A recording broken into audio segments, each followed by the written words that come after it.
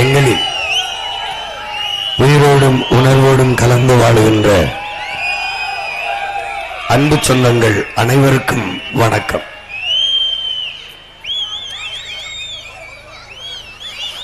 எத்தனையோ தேர்தல்கள் நம் நாட்டில் நடந்திருக்கிறது. ஆனால் எந்த மாறுதலையும் நம் நாடு கண்டதில்லை. வாக்கு செலுத்திய மக்களுக்கு ஒரு ஆறுதலோ தேர்தலோ மாறுதலோ எதுவும் இல்லை. முன்னைக்கு முன்னே தாழ்ந்து தாழ்ந்து வீழ்ந்து ஏழ்மை வறுமையிலே என் மக்கள் வாழும் நிலை இருக்கிறதே ஒழிய ஒரு சிறு முன்னேற்றம் கூட இல்லை. இங்கே எண்ணற்ற பிரச்சனைகளை நாம் எதிர்கொள்கிறோம். அதில் இந்த ஆண்டிப்பட்டி தொகுதியிலே வனத்துறை பிரச்சனை, கண்ணகி கோயிலுக்கு வழி இல்லை, வருஷ நாட்டிலே 80 கிராமங்களை அப்புறப்படுத்துவது, ஆடு மாடுகளை மேய்க்கால் புறம்போக்கு என்று இருக்கிறது. மேய்ச்சல் நிலம் என்பது எல்லா நாடுகளிலும் இருக்கிறது, எல்லா மாநிலங்களிலும் இருக்கிறது. ஆனால் இந்த மேய்ச்சல் நிலங்களை எல்லாம் இந்த அதிகாரத்தில் போல் ஆக்கிரமித்துக் கொண்டு ஆடு மாடு வளர்க்கிற நம் தாய் தந்தையருக்கு, நம்முடைய அன்பு சொந்தங்களுக்கு மேய்ச்சல் நிலம் இல்லை. இந்த கால்நடைகளை ஒழித்தால்தான் இயற்கை உரத்தை விட்டு விவசாயிகள் செயற்கை உரத்திற்கு வருவார்கள், இந்த ரசாயன உரத்திற்கு வருவார்கள். ஆடு மாடுகள் இருக்கிற வரை அவர்களுக்கு வறுமை போகாது, வறுமை வராது. அப்ப வறுமையை வர வைக்க வேண்டும் என்றால் ஆடு மாடுகளை, அந்த கால்நடை செல்வங்களை ஒழிக்க வேண்டும். இதில் தான் அந்த மலையடிவாரங்களில் ஆடு மாடுகளை மேய்ப்பதற்கு இந்த வனத்துறை அதிகாரிகள் இடையூறு செய்கிறார்கள். அதிகாரம் திட்டமிட்டதை செய்கிறது. அவர்கள் நம்முடைய ஆடு மாடும் மலைவடிகாரங்களில் போய் மேய்வதால் காட்டு விலங்குகளுக்கு பாதுகாப்பு இல்லை என்று நம்மிடத்திலே சொல்கிறார்கள். ஆனால் இந்த மலைகளை கல்குவாரியாக இவர்கள் வெட்டி எடுத்துச் செல்ல ஒப்பந்தம் கொடுத்து விட்டு 100 டன் 200 டன் வெடிமருந்துகளை வைத்து அவர்கள் அந்த மலையை தகர்க்கிற போது காட்டு விலங்குகள் பத்திரமாக வாழ்கிறதா என்று கேள்வி எழுப்பினால் அதற்கு யாரிடத்திலும் பதில் இல்லை. என் தங்கை கோமதி அவர்கள் இந்த தொகுதியில் இருக்கிற எண்ணற்ற பிரச்சனைகளை என்னிடத்தில் சொல்கிறார்கள். என் அன்பு சொந்தங்களிடத்திலே, என் பெற்றோரிடத்திலே, என் உடன் பிறந்தாரிடத்திலே என் தங்கை கோமதியும் அவள் உடன் பிறந்த அண்ணன் நானும் முன்வைப்பது, இத்தனை ஆண்டுகள் இங்கே பதவியில் இருந்தவர்கள் இத்தனை பிரச்சனைகளை தந்தது தவிர வேறு என்ன தந்தார்கள் நம் மக்களுக்கு? இப்போது என்ன களத்திலே போட்டியிடுகிற போட்டியாளர்கள் யார்? திமுக சார்பில் ஒருவர், அதிமுக சார்பில் ஒருவர், இருவரும் ஆளில் தான் வெவ்வேறுவர். ஆனால் ஒரே வீட்டில் பிறந்த அண்ணனும் தம்பியும் 2 கட்சியில் நின்று கொண்டு குடும்பத்துக்கு ஒரு கொள்கை, ஒரு குடும்பத்துக்கு 2 கட்சி, 2 கொள்கை, 2 சின்னம். என்ன மாதிரி அரசியல் நிலைப்பாடு இது? எப்படி ஒரு கோட்பாடு? போன முறை தம்பி உதவி அண்ணன் வெல்வது, இந்த முறை அண்ணன் உதவி செய்து தம்பி வெல்வது. இதுக்கு பேர் ஜனநாயகம் என்றால், இது விடுதலை பெற்ற சுதந்திர நாடு என்றால், இந்த ஜனநாயக நாட்டில் எல்லாருக்கும் சம உரிமை சம வாய்ப்பு என்றால் இது எந்த மாதிரி எடுத்துக்கொள்வது என்பதை கற்றறிந்த பெருமக்கள் யோசித்து பார்க்கணும். இப்படி போட்டியிடுகிற போட்டியாளர்களை வெல்ல வைத்தால் அவர்கள் வீட்டு நலம் குடும்ப நலம் இருக்குமே ஒழிய நாட்டு நலம் மக்கள் நலம் மக்களுக்கு சேவை என்பது எங்கே இருக்கும் என்பதை அறிவார்ந்த பெருமக்கள் சிந்தித்து பார்க்கணும்.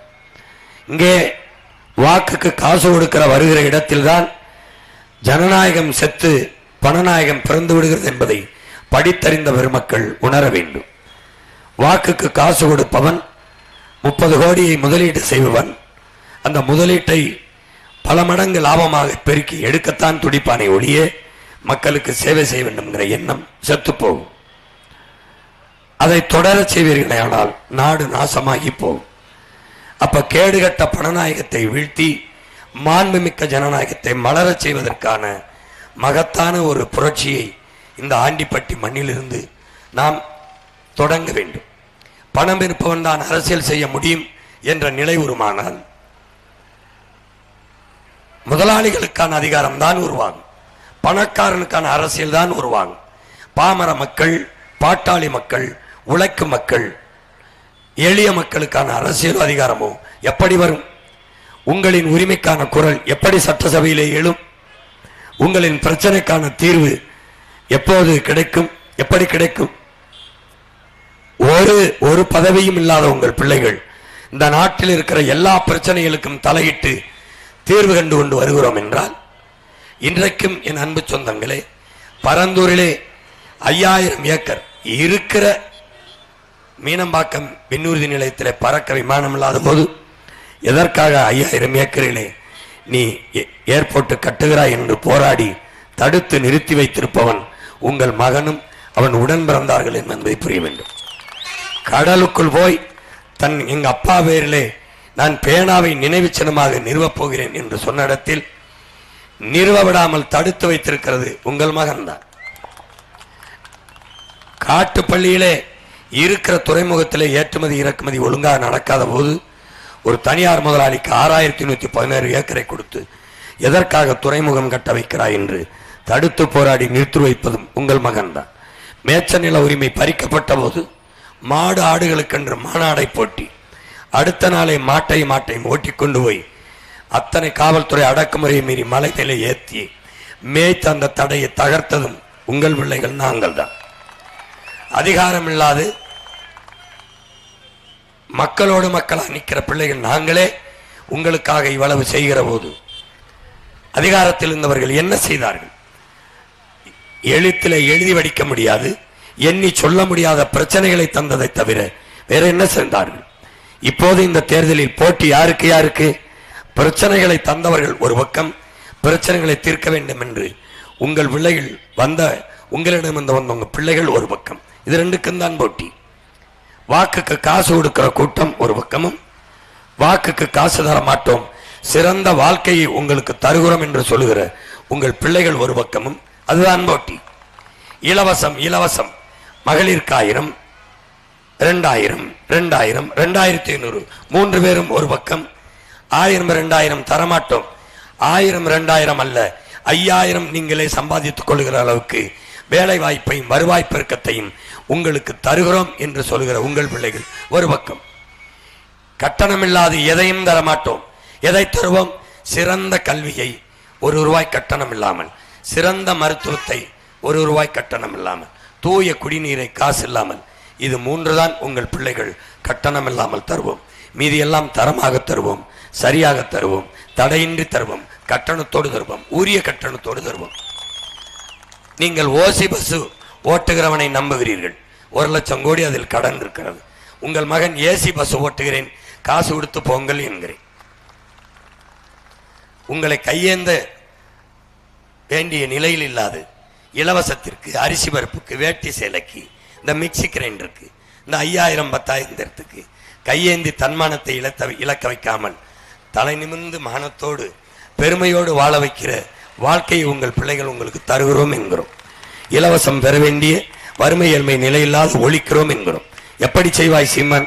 ஆண்டி பெட்டியிலே நிலமும் வளமும் சார்ந்த தொழிற்சாலைகளை தொடங்கி வாழ்விடத்திலே உங்களுக்கு அரசாங்க வேலையை நான் தருகிறேன் என்று சொல்கிறேன். எப்படி தருவாய்? கணக்கில்லாத பண்ணை நிலங்களை உருவாக்கி அங்கே வாழை வளர்த்து வாழை தொழிற்சாலை, கரும்பு பண்ணையிலே கரும்பு தொழிற்சாலை, தென்னையிலே தென்னை தொழிற்சாலை, நாட்டுக்கோழி வளர்ப்பேன், மாடு வளர்ப்பேன், ஆடு வளர்ப்பேன், அதிலிருந்து அனைவருக்கும் வேலை வாய்ப்பு கொடுப்பேன். அரசு சாராயம் இருக்கிறது என் பெற்றோர்களே, என் உடன் பிறந்தார்களே. டாஸ்மாக் கடையில் ஆண்டு வருமானம் 50,000 கோடி, பாலின் வருமானம் 3 லட்சம் கோடி. நான் டாஸ்மார்க்கை மூடிவிட்டு பால் பொருளாதாரத்திற்கு, பால் வளத்திற்கு வந்து விடுகிறேன். இதில் 3 லட்சம் கோடி எனக்கு இருக்கிறது. சாராயம் என் மக்களின் உயிரை எடுக்கும், பால் என் மக்களுக்கு உயிரை கொடுக்கும். இந்த பொருளாதாரத்திற்கு நான் வருகிறேன் என்கிறேன். அந்த பால் மாட்டு பண்ணைகளை என் மண்ணிலேயே ஆண்டு பெட்டியிலே வைப்பேன். விளைச்சலுக்கு பயன்படுகிற நிலங்களை எடுக்க மாட்டேன். வறண்ட நிலங்களை எதுவுமே வராது, புல்லுதான் வரும், கரடுதான் என்றால் அந்த காட்டை எடுத்து அதிலே பண்ணைகளை உருவாக்கி என் மக்களுக்கு வாழ்விடத்திலேயே அரசு வேலையை கொடுப்பேன் என்கிறேன். எப்படி கொடுப்பேன் என்பதை காட்சிப்படுத்தி நான் போட்டு காட்டி கொண்டு வருகிறேன். பார்க்க வாய்ப்பில்லாதவர்கள் வலையொலியிலே சீமானுடைய பேச்சு என்று தட்டினீர்களால் வரும், தேடுங்கள். நான் என் தத்துவத்தை தாளில் வைத்தேன், நீங்க படிக்கவில்லை. என் கனவை காகிதத்தில் வைத்தேன், படிக்கவில்லை. இப்போது காட்சிப்படுத்தி உங்கள் கண் முன்னால் விரித்து வைத்துக் கொண்டு வருகிறேன். இன்று இரவு கூட நான் செங்கப்பட்டியில் பேசுவேன், நான் திண்டுக்கல்லில் பேசுவேன். போட்டு காட்டுகிறேன். உங்கள் மகன் உங்களுக்காகத்தான். நான் ஏமாற்ற வேண்டும் என்று வந்திருந்தால் அவர்கள் 2200 சொல்லும் போது நான் 20,000 என்று சொல்லியிருக்க முடியாதா? குடும்ப தலைவிக்கு எனக்கு ஏமாற்ற தெரியாதா? வீட்டுக்கு ஒரு ஹெலிகாப்டர் தருகிறேன் என்று சொல்ல எவ்வளவு நேரம் ஆகும்? ஒவ்வொரு பெண்ணுக்கும் ஒவ்வொரு கிலோ தங்கம் தருகிறேன் என்று சொல்ல என்னால் முடியாதா? தர முடியாதா? ஏன்? என் பெற்றோர்களை, என் உடன் பிறந்தார்களை ஏமாற்ற நான் விரும்பவில்லை. இந்த நிலையில் இருந்து மாற்ற நான் விரும்புகிறேன். 1000, 500க்கு 5க்கும் 10க்கும் அலைகிற நிலையில் இல்லாது எல்லா வளமும் இருந்து என் மண்ணில் ஏன் வறுமை ஏழ்மை நிறைந்து கிடக்கிறது? ஒரு வளமும் இல்லாத சிங்கப்பூர் வெறும் கடலை மட்டும் வைத்துக்கொண்டு உலகில் மிகப்பெரிய நாடாக, வளர்ந்த நாடாக, கல்வியில் மருத்துவத்தில் சிறந்த நாடாக 3வது இடத்திலே இருக்கும்போது கடல், நிலம், வளம், காடு, மலை, ஆடு, மாடு, கோழி எல்லாம் வைத்துக்கொண்டு என் மக்கள் ஏன் பசியோடு படுக்க செல்ல வேண்டும்? என் மக்கள் ஏன் இலவசத்திற்கு கையேந்தி நிற்க வேண்டும்? இந்த நிலையை போக்க பெரும் கனவை கொண்டு உங்கள் பிள்ளைகள் வருகிறோம். காசு இருக்கிறவன் தான் அரசியல் செய்ய முடியும் என்ற நிலை இருந்திருக்குமானால் அன்றைக்கு பெருந்தலைவர் காமராஜரும் நம் தாத்தா கக்கனும் தெய்வ திருமகன் நம் தாத்தா முத்துராமலிங்கத்தோர் போன்றவர்களெல்லாம் அற்புதமான இந்த தலைவர்கள் தோன்றி இருக்க முடியுமா என்று பாருங்கள். ஓட்டுக்கு காசு கொடுத்தா அவர்கள் ஓட்டை பெற்றார்கள்? இல்லை, தன்னலமற்ற தங்கள் சேவையால் மக்களின் இதயத்தை வென்று மகத்தான தலைவர்களால் மக்களின் மனத்தில் நின்று அந்த வாக்கை பெற்று வாழ்ந்தார்கள், மக்களுக்கு சேவை செய்தார்கள். இன்று நேர்மையற்ற தலைவர்கள், உண்மையற்ற தலைவர்கள், நல்லாட்சியை தர தவறிய தலைவர்கள், ஊழல் லஞ்சத்தில் ஊறிய தலைவர்கள், வளங்களை நிலங்களை சுரண்டி கொளுத்த தலைவர்கள், கொள்ளையடித்ததை ஊழல் லஞ்சம் பெற்று திருடிய தலைவர்கள் அதை மறைக்க திருடியதில் பங்கு கொடுக்கிறார்கள். வாக்குக்கு காசு. மதிப்புமிக்க என் பெற்றோர்களே, என் அன்பு சொந்தங்களே, என் அன்பு தம்பி தங்கைகளே, உங்கள் வீட்டில் ஒருவன் திருடிவிட்டு 5 லட்சம் திருடிவிட்டு ஒரு 5000 உங்கள் வீட்டில் திருடிவிட்டேன், இந்தாங்கள் உங்களுக்கு பங்கென்று 5000 கொடுத்தால் நீங்கள் வாங்கிக் கொள்வீர்களா? இல்லை, விளக்கமாறு செருப்பை கொண்டு அடிப்பீர்களா என்று அறிவு சமூகம் சிந்தித்து பார்க்க வேண்டும். இல்லை, அம்மா நான் உங்கள் வீட்டில் திருடப் போகிறேன், அதுக்கு முன்பணமாக அட்வான்ஸாக இந்தாருங்கள் 2000 என்று கொடுத்தால் வாங்குவீர்களா? இல்லை அடித்து விரட்டுவீர்களா? ஓட்டுக்கு காசு கொடுப்பது 5 ஆண்டு திருட எனக்கு அனுமதி தாருங்கள் என்று கொடுக்கிற முன்பணம் தான் என்பதை நீங்கள் உணரவில்லையா? 5000 வங்கி கணக்கில் போடுகிறேன், 10,000 போடுகிறேன் என்பது நான் கொள்ளையடித்த பணத்தில் உங்களுக்கு பங்கு என்று அது தெரியவில்லையா? நம் தாத்தா தெய்வ திருமகன் சொல்லுகிறார்களே, ஓட்டுக்கு காசு கொடுக்கிறவன் பாவி, அந்த காசை வாங்கி கொண்டு ஓட்டு போடுகிறவன் தேச துரோகி என்று. பாவிகளுக்கு வாக்கை செலுத்தி நீங்கள் தேச துரோக குற்றத்தை தொடர்ந்து செய்கிறீர்களே, நீங்கள் இந்த தேசத்தின் குடிமக்கள் தானா? தயவு செய்து மாற்றுங்கள். ஆண்டிப்பட்டிலிருந்து என் அருமை சொந்தங்களை மாற்றுங்கள். உங்கள் ஒற்றை விரலால் உலகம் திரும்பி பார்க்கிற மாறுதலை தர முடியும். என் தங்கைக்கு பொறியாளர் கோமதிக்கு இந்த ஆண்டிப்பட்டி சட்டமன்ற தொகுதியில் விவசாய சின்னத்தில் வாக்கை செலுத்தி இந்த தீய ஆட்சி முறைக்கு, இந்த தீய அரசியல் முறைக்கு தீய வச்சு கொளுத்தி சாம்பலாக்குங்கள். இவர்களை விட்டு ஒழியுங்கள். போதும். எத்தனை ஆண்டுகளாக உதயசூரியனுக்கு போடுவீர்கள்? அவர்கள் வீட்டில் விடிந்தது நாட்டில் விடிந்ததா? எத்தனை காலத்துக்கு ரெட்டலைக்கு போடுவீர்கள்? எத்தனை காலத்திற்கு? என்ன ஆகும்? உதயசூரியன் போய் ரெட்டலை வந்த அதிமுக வந்தால் டாஸ்மார்க் மூடப்படுமா? இல்லை ரெட்டலை தோத்து மறுபடி திமுக வந்தால் டாஸ்மார்க் மூடப்படுமா? என்ன நடக்கும்? அதிமுக வந்தால் ஊழல் லஞ்சம் இருக்காதா? கொலை கொள்ளை நடக்காதா? இல்லை திமுக வந்தால் இனியேனும் திருந்தி ஊழல் லஞ்சம் இல்லாது கொலை கொள்ளை இல்லாத உண்மையும் நேர்மையுமான ஆட்சியை தந்து விடுவார்களா? 2 வயது பிஞ்சு குழந்தையை கற்பழித்துக் கொள்கிற நிலைக்கு நாடு போய்விட்டது. 60 வயது அம்மாவை கற்பழித்துக் கொள்கிற நிலைக்கு நாடு போய்விட்டது. குடிக்க வைத்து பல லட்சக்கணக்கான நம் குல பெண்களின் தாலி அறுக்கிற தருதலை கூட்டத்திற்கு வாக்கா? இவர்களா தலைவர்கள்? நாட்டு மக்களை குடிக்க வைத்து வருகிற வருவாயை வைத்து அரசாட்சி செய்வது ஆட்சி முறை என்று அறிவார்ந்த பெருமக்கள் நம்புகிறீர்களா? இப்படித்தானா காமராஜர் சாராய முத்தகத்து காசலையா படிக்க வைத்தார்? அந்த காசலையா அணை கட்டினார்? அந்த காசலையா சாலை போட்டார்? அந்த காசுகளையா பல நலத்திட்டங்களை நிறைவேற்றினார்? இப்படியா தன் நாட்டு பிள்ளைகளை எந்த வீட்டு தலைவன், எந்த வீட்டு தகப்பன் தன் பிள்ளைகளுக்கு குடிக்க வைத்து அதிலிருந்து வருகிற காசை வச்சு குடும்பத்தை நடத்துவான்? யார் சொல்லு? ஒரு வீட்டு தலைவன் தன் பிள்ளைகளை எல்லாம் சாராயத்தை குடிக்க வைத்து போதைக்கு அடிமையாக்கி அதில் வருகிற காசை எடுத்து வீட்டை நடத்துவானா? வீட்டை நடத்துவானா? அப்போது நாட்டை நடத்துகிற தலைவன், ஒரு வீட்டை நடத்துகிற தகப்பன் தலைவன் செய்யாத போது ஒரு நாட்டை நடத்துகிற தலைவன் தன் நாட்டு குடிகளை, பிஞ்சு குழந்தைகளை, படிக்க போற பிள்ளைகளை எல்லாம் குடிக்கு அடிமையாக்கி அதில் வருகிற வருவாயை வச்சு நாட்டை ஆளுகிறேன் என்று சொல்வதை அறிவு சமூகம் எப்படி ஏற்கிறது? கல்வி எதற்காக நமக்கு? சிந்திக்க இல்லையா? அந்த சிந்தனையில் இருந்து ஒரு நல்ல சமூகத்தை கட்டமைக்க இல்லையா? கல்வியில் தானே சமூக கட்டமைப்பு, ஒழுக்க மேம்பாடு உருவாகும். அப்ப அந்த கற்றவர்களே தீயவர்களுக்கு துணை நின்றால், அநீதி ஆட்சி முறையை தொடரச் செய்தால் நல்ல அரசியல், நல்ல ஆட்சி என்பது எப்படி வரும்? எப்போது வரும்?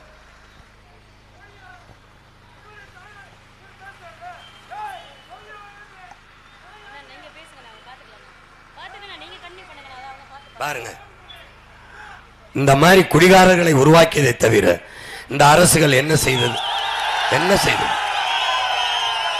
அறிவு சமூகமே சாராய போத்தலிலே வீரன் என்று பெயரை எழுதி வைக்கிற இவர்களை வீழ்த்தாது நீங்கள் வீர மக்கள் தானா? ஒரு குவார்டர் ஆஃப் போத்தலிலே வீரன் என்று எழுதி வைக்கிறான். அப்படி என்றால் இந்த நாட்டு விடுதலைக்கு போராடி செத்த என்னுடைய பாட்டன் பூலித்தேவன், தூக்குலை தங்கி செத்த என் பாட்டன் மருதுபாண்டி, போராடி மன்ன மான மரத்தை என் அப்பத்தா வேலு நாச்சியார், போராடி தூக்குலதுங்கின என் பாட்டன் தீரன் சின்னமலை, சுந்தரலிங்கனார், அழகுமுத்துக்கோன் என் பாட்டன், வெள்ளையத்தேவன், கட்டப்பொம்மன், இங்கே மாண்ட மறவர்கள் எத்தனை பேர்? இந்த வீரர்களுக்கெல்லாம் என்ன பேர்? இந்த மண்ணின் விடுதலைக்காக ராணுவம் கட்டி, இந்திய ராணுவம் கட்டி போராடிய சுபாஷ் சந்திர போஸ், தூக்குலை தொங்க பகத்சிங்குக்கு என்ன பேர் வைப்பீர்கள்? குடிக்கிற குவார்டர் ஆஃபுக்கு வீரன் என்று பெயர் வைத்த இந்த ஆட்சியாளர்களை வீழ்த்தாமல் நிற்கிறீர்களே என் அன்பு சொந்தங்களே. இந்த வீர பரம்பரையில் வந்த இந்த வீரர்களுக்கு என்ன பேர் வைப்பது? அவர்களுக்கு குவார்டர் ஆஃப் என்று வைக்கலாமா? சுபாஷ் சந்திர போஸ் ஆஃப், பகத்சிங் ஒரு குவார்டர், பூலித்தேவன் ஒரு குவார்டர், அப்படி பேர் வைக்கலாமா? எவ்வளவு அவமதிக்கிறார்கள்! சாராய போத்தலுக்கு வீரன் என்று பெயர் வைத்தால் வீர மரபினனுக்கு என்ன மரியாதை, என்ன எவ்வளவு பெரிய அவமதிப்பு! தாங்கிக் கொள்கிறீர்கள், சகித்துக் கொள்கிறீர்கள். நாட்டை சீரழிப்பவனுக்கே வாக்கு செலுத்தி மறுபடியும் பதவியை கொடுக்கிறீர்கள். கேடுகட்ட காங்கிரஸ், எதற்காக காங்கிரஸ் பாரதிய ஜனதா? இந்தா உன் தாயின் மார் அறுத்து மலை கற்களாக போகிறது. தாயின் மாரில் பால் குடிச்சு வளர்ந்த ஒரு மகன் என் தாயின் மாரை அறுத்து கரியாக சமைத்தால் சுவையாக இருக்கும் என்று எவனாவது சாப்பிடுவானா? எண்ணுவானா? உன் தாயின் மார்பிலிருந்து வந்த பால் உனக்கும் எனக்கும், பூமி தாயின் மலை மார்பிலிருந்து வருகிற அறிவு பாலும் ஆறும்தான் உலகில் இருக்க எல்லா உயிர்களுக்குமான தாய்ப்பால். அந்த பால் ஊட்டிய தாயின் மாரை மணலாகவும் கல்லாகவும் நறுக்கி விற்கிறான். நீ பார்த்து கொண்டிருக்கிறாய். மழை இல்லாத நிலம் பாலைவனமாகிவிடும் என்கிற படிப்பு இல்லையா? மழை இல்லை என்றால் மழையை பெற முடியாது என்ற அறிவு இல்லையா? இந்த மகனை பார். நான் ராமநாதபுரம் சிவகங்கை மண்ணிலே பிறந்தவன். என் மண்ணிலே கடல் இருக்கிறதே, கடல். ஏன் என் மண் வறண்டது? கடல் இருந்து என் மண் காஞ்சு போனதுக்கு காரணம் என்ன? என்னரும் பெற்றோர்களே, என் அன்பு தம்பி தங்கைகளே, கடல் இருந்தும் என் மண் காஞ்சு போனதுக்கு காரணம் மழை இல்லை. என் மண்ணிலே, என் கடலிலே என் சூரிய தகப்பனும் என் கடல் தாயும் இணைந்து நீராவி ஆவி வெளியிலே மிதந்து வருகிற மேகத்தை தடுத்து நிறுத்தி என் மண்ணுக்கு மழை பொழிவை கொண்டு வர மழை இல்லை. உனக்கு இருக்குதடா மேற்கு தொடர்ச்சி மலை, அதன் தொடர்ச்சி இந்த கம்பம், குமிழி, தேனி, ஆண்டிப்பட்டி, வருசநாடு இந்த பகுதியிலே அந்த மலை வருவதால் என் உடன் பிறந்தவனே, என் கடலில் இருந்து வந்த மேகத்தை தடுத்து உனக்கு மழைப்பொழிவை பெற்றுத் தருகிறதா இந்த மலை. அதனால் நீ செழிப்பாக இருக்கிறாய், நீ வளமாக இருக்கிறாய். உன் உடன் பிறந்தவன் வறண்டு கிடக்கிறேன், கடல் இருந்தும் அவன் மகன் வறண்டு கிடக்கிறேன், காஞ்சி கிடக்கிறேன். நீ வளமாக வாழ காரணம், கடல் இல்லாத நீ வளமாக வாழ காரணம் மலையடா. மலை மலை அது மலை அல்ல, நம் பூமி தாயின் முளை. புரிந்துகொள். கோட்டை கட்டி ஆண்டாய், அவ கொடுத்த கற்கள். கோயில் கட்டி வணங்கினாய், அவ கொடுத்த கற்கள். சிலையாக செய்தாய், சிலையே அந்த மலை தந்த கல்லுதான். படிக்கட்டாக கட்டி ஏறினாய், 18ஆம் படி 20ஆம் படி என்று அவள் தந்தபடிதான். நீ யாரை வணங்க வேண்டும் என்று பார். அது மலை இல்லையடா என் பிள்ளைகளே, நம் பூமி தாயின் முளை. அதை பாதுகாக்க நீ உழை. அது இல்லை என்றால் ஏது மண்ணில் மலை மலை மலை என்று அறிவு சமூகம் சிந்தி சிந்தி இந்த குவாரி ஓனர்களை ஒரு நாள் மரத்தில் கட்டி வைத்து பச்சை மட்டையால் வெளுக்கிற காலத்தை நாம் உருவாக்க வேண்டும். மலையை கணக்கில்லாமல் வெட்டி எடுத்துக்கொள் என்ற அனுமதி கொடுத்த பெருமக்கள் தான் உன்னுடைய திமுகவும் அதிமுகவும் உன்னுடைய உதயசூரியன் இரட்டை இலையும். வெட்டி எடுக்கும் போது கமிஷனை வாங்கி கொண்டு கூட நின்றவன் தான் இந்த காங்கிரசும் பாரதிய ஜனதாவும். ஒருவன் பேசுவானாடா இந்த மலையை, இந்த மண்ணின் வளத்தை? எத்தனை ஆயிரம் ஆண்டுகளாகடா, 400 கோடி ஆண்டுகளாச்சு இந்த பூமி பிறந்து. 450 கோடி ஆண்டுகள், 450 கோடி ஆண்டுகளாக இந்த மண்ணில் இருக்கிற மலையை இந்த 20 ஆண்டுகளாக வெட்டி 10 ஆண்டுகளாக முடித்து விட்டான். எப்படி வீடு கட்டுவா என்று. நம் தாத்தா பாட்டிகள்லாம் வீடு கட்டி வரவில்லையா? இந்த கடைகளெல்லாம் மலை மணல்ல தான் கட்டினதா? இந்த கோட்டை கட்டி ஆண்டமே அதெல்லாம் மலை மணல், ஆத்து மணலே இல்லையா? வைகைன்னு ஒரு நதியை சாகடிச்சிட்டியலடா, சாகடிச்சிட்டிய. நடு நடு ஆத்துல ஆடும் மாடும் மேஞ்சி கிடக்கு, துணி துவைச்சு காய விட்டு தொங்குது. மதுரையில் இருக்கிற மக்களினுடைய கழிவு நீர் வழிந்து ஓடுற காவாயாக்கிட்டியே வைகை. அந்த நதியை உயிர்ப்பிக்க முடியுமா? உன்னால் உயிர்ப்பிக்க முடியுமா? மணநெல்லி தின்னுட்டான்டா. மணலை அள்ளியதால் மண் வந்து விட்டது. மண் வந்தவங்க மரம் செடி குலைத்து விட்டது. மரம் செடி கொடிய ஆடு மாடு மேய்ஞ்சிக்கிட்டு நிற்குது. செத்து போச்சடா உன் ஆறு. அதை பற்றி உனக்கு கவலை என்ன? ஆறு ஆறா? நம் தாயின் ரத்த நாளம் இல்லையா? ரத்த நரம்பு இல்லையா? மலை மலையா? நம் பூமி தாயின் மார்பு இல்லையா? அதிலிருந்து அறிவிதான் அந்த பூமி தாய் நமக்கு தந்த தாய்ப்பால் என்பதை நீ அறியவில்லையா? இதை கூட உன் கல்வி உனக்கு கற்பிக்கவில்லையா? உடன் பிறந்தவனே, எனக்கு போடு போடாம போ, ஆனால் எது சரியோ அதை யோசிச்சு பார்த்து செய். எல்லா தலைவர்களும் களத்தில் நிற்கிறார்கள். எவன் பேசுவது? உன் மீது இருக்கிற காதலால், உன் மீது இருக்கிற அன்பால் இந்த நாட்டில் இருக்கிற ஏழ்மை வறுமையை போக்க எவன் துடிக்கிறான்? எவன் கல்வி பற்றி பேசுகிறான்? எவன் மருத்துவம் பற்றி பேசுகிறான்? எவன் குடிநீரை பேசுகிறான்? எவன் காற்று, மலை, காடு, கடல் என்று பேசுகிறான்? கவனி கவனி கவனித்து உன் மதிப்புமிக்க வாக்கை செலுத்து. இம்முறையேனும் மாத்து. வெவ்வேறு கட்சி என்று நினைக்கிறாய், எதிர்கட்சி ஆளுங்கட்சி என்று நினைக்கிறாய். திமுகவும் அதிமுகவும் வெவ்வேறு கட்சி என்று நீ இன்னுமா எண்ணிக்கொண்டிருக்கிறாய்? திமுகவில் இருக்கிற அமைச்சர்களில் 11 பேர் முன்னால் அதிமுக அமைச்சர்கள் என்று கூட நீ அறியவில்லை. அது கூடவா? இப்போது கூட ஒரே வீட்டில் 2 பேர், இந்த சின்னத்தில் ஒருத்தர் அந்த சின்னத்தில் ஒருத்தர் நிற்கவில்லையா? ரெண்டும் எதிரெதிர் கட்சியா? எதிரெதிர் கோட்பாடு கொள்கையா? என் உடன் பிறந்தவனே, கொடியில் வண்ண மாறுமடா, கொள்கையில் என்ன மாறாது. கூடி திருடி தனித்தனியாக பங்கேற்பு பிரித்துக் கொள்வார்கள். அவர்களை நம்பாதே.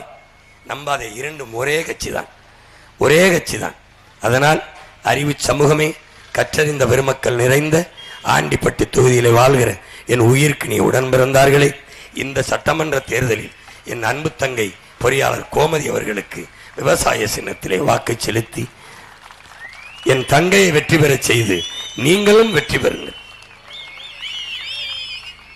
உதயசூரியனுக்கு வாக்கு செலுத்தினீர்கள், அவர்கள் வென்றார்கள், நீங்கள் தோற்று போனீர்கள்.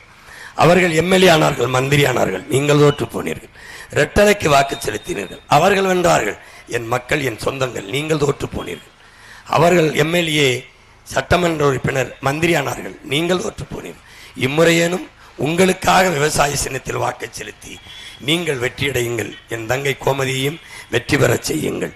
உணவு இல்லை என்றால் உணவு இல்லை, உணவு இல்லை என்றால் உயிர்கள் இல்லை, உயிர்கள் இல்லை என்றால் உலகம் இல்லை, உழவை மீட்போம், உலகை காப்போம், விவசாய சின்னத்திற்கு வாக்களிப்போம், வருங்கால தலைமுறைக்கு வாழ்வளிப்போம் என்கிற உறுதியை ஏற்போம்.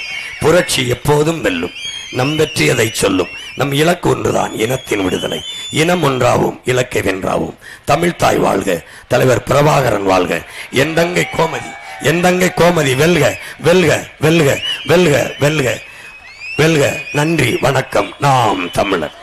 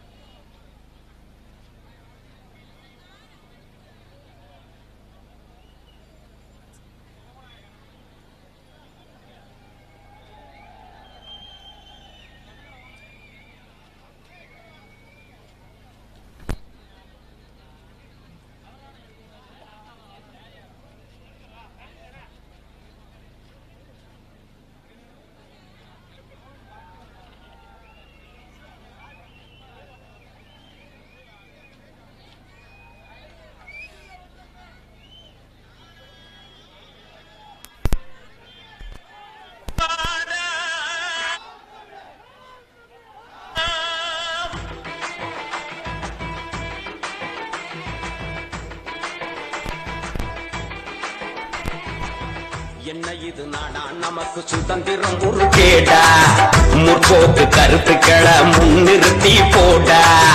என்ன இது நாடா, நமக்கு சுதந்திரம் ஒரு கேடா, முற்போக்கு கருத்துக்களை